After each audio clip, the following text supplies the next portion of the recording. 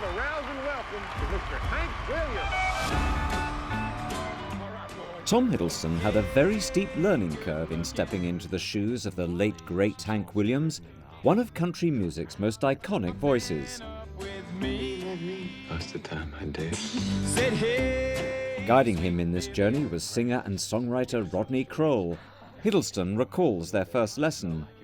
It's a brand new recipe. Drinking like a fish tonight. And his first question was, can you yodel? Which is, you know, there's a time in a man's life when he's asked that question. You have to do so much.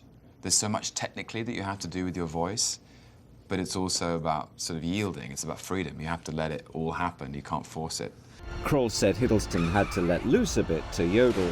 You know, I asked you if you could yodel, and I've never yodeled before, and so I yodeled a little bit for you, and then you just gave yourself permission to give it a go, and you got pretty darn close to it. You go out on the road and you sleep with a different woman every night.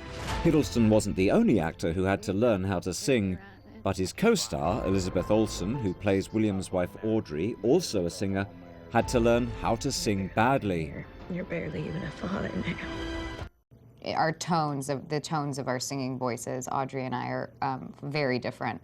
But I can tell when she goes flat, and I can tell when it's, you know, her version of a yodel is really just a crack, and trying to capture those sounds that kind of make her singing endearing, and play with it with Rodney and with Mark, and trying to find a balance of bad enough but not so bad that she would be such in denial and he would look like an idiot. I'm making a mess of things. Hank Williams, born in Alabama, is regarded as one of the most influential American singers and songwriters of the 20th century. Sorrow, shame, I show it to him.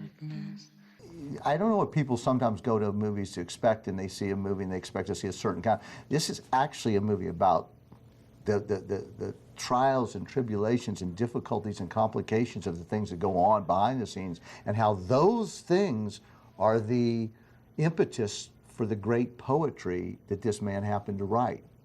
And they hear it, and they don't have to take it home. I Saw the Light has just been released by Sony Pictures Classics.